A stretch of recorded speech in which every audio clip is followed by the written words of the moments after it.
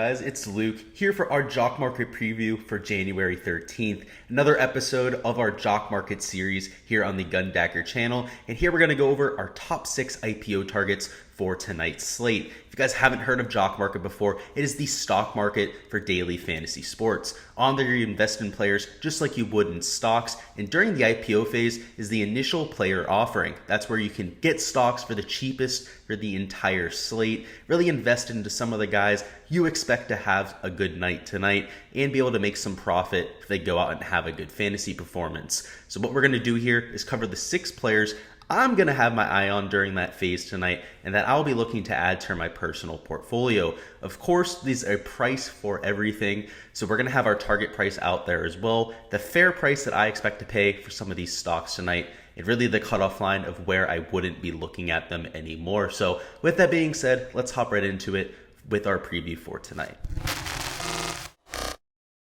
My first target tonight is going to be Andrew Wiggins of the Golden State Warriors. This Warriors-Bucks game is easily the best matchup of the slate. We're looking at a 225.5 point total and also relatively tight spread. Both teams solid on defense, but you can tell with the total, we're expecting a competitive game. And as a result, I'm definitely trying to find some targets from this matchup. So first and foremost, Andrew Wiggins. What I really like about him, especially on this type of format, is that he's well-rounded. He's going to give you tons of peripherals. He's going to put up rebounds, steals, blocks, and of course, put up his fair share of actual points as well. But the beauty of the jock market with some of these players that rely a little bit more on the peripherals is that you do get negative points for shots missed. So some of those players like a Terrence Ross, a Stephen Curry, that really depend on making a ton of shots to put up a high score, unless they're making everything, really do have a lower score here on the jock market. You're going to see drastic differences in your projections if you start to incorporate some of those missed shots into your modeling. And guys that hugely benefit, centers, power forwards, and of course, some of these wing players that are a little bit more well-rounded than some of their counterparts. So tonight I have Andrew Wiggins at a $6.50 target price. A lot of that comes down to the pre-ranking. He's at just number 23 on the board right now. I have him at number 18 in my personal projections, which isn't a drastic leap up the board or anything like that. But when we're dealing with a 4-game slate, not that many players to look at here on the jock market, 3 or 4 places is going to change $3 or $4 for some of these payouts. So if we're able to get them on the cheaper end of that spectrum, we are looking at a really solid situation. So definitely looking to add them to my pool tonight and a key piece of one of the best matchups of the slate.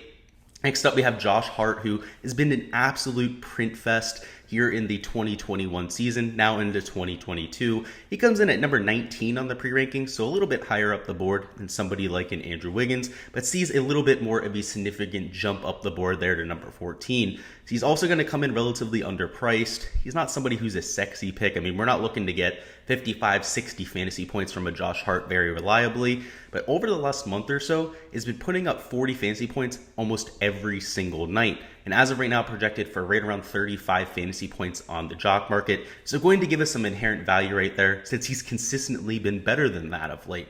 And if we take a look at the matchup, it is only going to further his case. The Clippers run with a relatively high pace. They've been somebody we've been trying to target here for the entire season in terms of fantasy. So again, if we get him for $7.25, I think we're looking at a ton of value here. Well, I do expect him to have a high floor. That's really most of the reason we want to go ahead and take a Josh Hart. Going to be a very safe play tonight. In these type of matchups, if he's going to go out and give you 60, 65 fantasy points at all this year, it's going to be against a team like this, where the Pelicans, we know they're not the best team in terms of wins and losses. Same thing with the Clippers this year. I mean, both teams dealt with injuries at different points of the year. But at the same time, if the Pelicans keep it competitive, they're going to put up a ton of fantasy points, right? They run with that high pace, same thing with the Clippers. So really do like this as a sneaky option.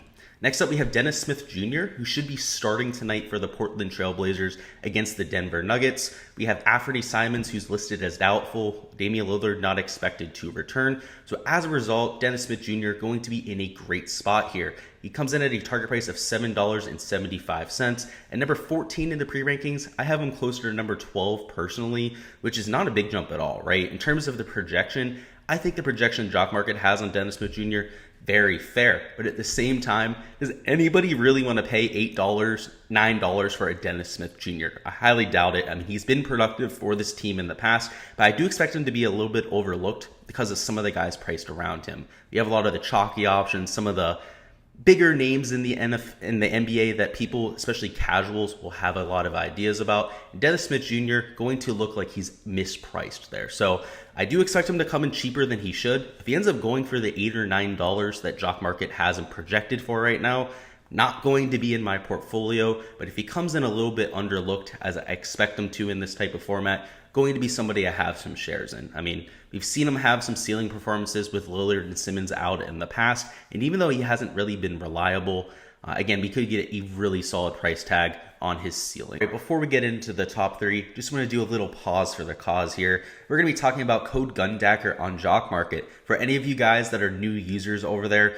I highly recommend you use the code Gundacker. First and foremost, you're going to get a deposit bonus, and that is just the beginning of this deal. You're going to get up to a $50 deposit bonus when you use that over there on JockMKT, and you're going to get our first market guarantee in your first ever cash market. The first market guarantee means whatever you guys put into your first cash market, if you don't end up profiting up to $100, they're going to go ahead and refund you. Of course, to qualify, you have to have never placed an order on the cash market before. It is a maximum refund of $100, but that is plenty, especially for your first market out there. I don't recommend you go out there and put $1,000 into your first market anyways. Start off with a few shares and kind of get used to the system and whatnot. So that is a great guarantee right there. The refunds will be paid within 72 hours of the event, and the fees that are incorporated into the JockMKT 5% fee is not included in the refund. So make sure you guys go ahead and use that, especially some of you new users. Going to be one of the best deals that you have on the entire industry, right? You get a deposit match bonus and a first market guarantee. Tons of value right there. Moving on to our number 3 target, though, that is going to be Khris Middleton of the Bucks. I told you guys before, I absolutely love this Warriors-Bucks game. Talking about a tight spread, relatively high total as well, at nearly 224 points. And Khris Middleton's going to get a ton of usage with Drew out of the lineup. We've already seen the impact of that. I mean, last night, Middleton was an absolute stud. Was going out there, getting you tons of real points, assists, rebounds, doing his usual thing on the defensive side as well. So for him to come in at number 15 in the pre-rankings doesn't make a whole lot of sense to me. I have him at number 10 personally. In my first run of projections, I had him at number 6 on the board. So I kind of had to temper those down a little bit. Couldn't be getting 100% of Middleton in all my lineups today. But either way, one of the strongest options on the slate. I have him at a target price of $9.25. And I think that's even a little bit aggressive. If we take a look at the pre-IPO rankings, he's ranked below Dennis Smith Jr., right? So should go for even cheaper than this. But the reason why I have it so high is because I have his projection so high, right? I'd be willing to overpay a little bit for somebody like a Khris Middleton. And again, a lot of people tonight gonna look at Giannis, and that's deservingly so. Right? With Drew out of the lineup, you're looking at a little bit more assist production for somebody like a Giannis. But at the same time, Middleton's a guard. He's truly making up for that usage a little bit more naturally. Doesn't have to force the offense through Giannis quite as much. I think he's worth quite a few looks as well. Weeks, at least in my book, somebody who's really ascended into superstardom towards the middle of this year, and he comes in at number 7 in the pre-IPO rankings, and personally I have him at number 4, if not even higher if I didn't temper my expectations. This is somebody who in 2-3 years could very well be winning multiple MVP awards, just has the mental makeup that you're looking for in a superstar type player, and every single physical attribute you'd be looking for as well. So let's talk about the matchup, the Timberwolves. They aren't the best team in terms of pace or defensive efficiency, but they're also not the best team in general. So I do expect the Timberwolves to lose tonight, this Memphis Grizzlies team to go out and impose their will. And whenever this team has had success, particularly of late, it's been with a Morant-led offense, whether he's assisting on almost every play, doing a lot of scoring himself. He's really been the usage monster here. In particular, right around a 30% usage rate over the last 7 games during this win streak, which isn't drastically higher than what we saw for the beginning of the year, but it is a slight increase. And that is of note. You have seen them increase in usage rate pretty consistently over this year, up to its height right now. And I expect that just to keep rising throughout the season. This is somebody, again, who's really coming into his own. He was a young player when he came into the league, still extremely young at this point. But in my opinion, a top 3 point guard in the NBA at this point. I believe he could be the number 1 point guard in this league. probably 2-3 years. I think he could surpass somebody like a Stephen Curry. For right now, Stephen Curry's his daddy, that's for sure, but we'll have to see going forward, right? He had the upper hand a few nights ago, but the skill set here is what we're looking for. In terms of fantasy performances, I like him on the jock market here a little bit more because he's well-rounded. You know, he's going to get assists, he's going to get a few rebounds here and there, some defensive production, and he doesn't chuck as many three-pointers as you would expect, right? He does a lot of driving. He doesn't take the highest percentage shots in the world, but he's also not going out there and only making 20-30% on any night, right? He's at least somewhat efficient. Whereas somebody like Chris Middleton is not afraid to go out there and chuck. That is within his range of outcomes. His shot's not falling. He's not afraid to keep them chucking. John Morant will resort to more of an assist-heavy approach, be a little bit more of a distributor in those type of games, which not only gives him a relatively high floor, but like I said, on a format like Jock Market, is a little bit more efficient. You're not dealing with those negatives for tons of missed shots like you may have with some of the other people in this range. Even a Dennis Smith Jr., also likely to get a few more negative points from some of those missed shots. We take a look at some of the minutes loads for John Morant. He only got 37 minutes last game, and that was the highest he's had for quite some time. It was 34 minutes before that, 32, 30, 28 even a few games ago before that. Granted, that was a blowout, but at the same time, Morant's been putting up some of these monster performances in not very many minutes. Imagine if this game stays competitive. If the Timberwolves keep this within 10 points into the fourth quarter, you're likely looking at 37, 38 minutes from a John Morant, if not more if this comes down to the last minute or two. So I really like him in this matchup. Again, he's just ascended to a different level with his game, and I expect that to continue going forward. And now finally for our number one play, that's going to be Nicole Yokitch. And anytime we have Yokitch on one of these jock market slates, you're going to want to have shares. Just this scoring system was made for Nicole Yokitch. So just like I said with the John Morant, where he's not dependent on putting up all those shots, that is especially the case with Yokitch. I mean, we're looking at right around 10 assists per game, 18 rebounds per game over the last 5 games for Nicole Yokitch, which is absolutely ridiculous. And of course, he's going to do his fair share of scoring. So on this type of format, not only giving us a huge floor, also the highest ceiling of anyone on the slate. So for me, if we're getting him for less than $16.50, going to be an absolute steal, which might seem a little bit crazy, right? The highest paid player on the slate is $25, but he's going to finish at either the number 1 or number 2 slot about 70-80% of the time on the jock market. That's how consistent this guy is. Even when he has a quote-unquote down game, he's putting up about 50 fantasy points on the jock market, and that's typically good for at least the top 3 or 4 on the slate. So you're looking at a super high floor on somebody like a Yokitch. Certainly, there's a lot of slates where he goes for more than this target price.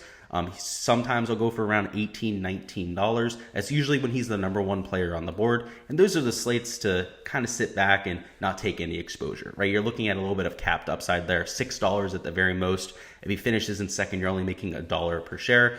Whereas if he's closer to $16, you have a ceiling of $9 per share, something right around 70% ROI per share, which is more realistic. It's higher upside. It's actually worth taking that risk on him because he could go out there and get hurt, right?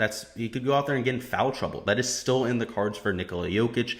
That hasn't happened to him very often in his career, granted, but it is still possible. So he's not a complete free square.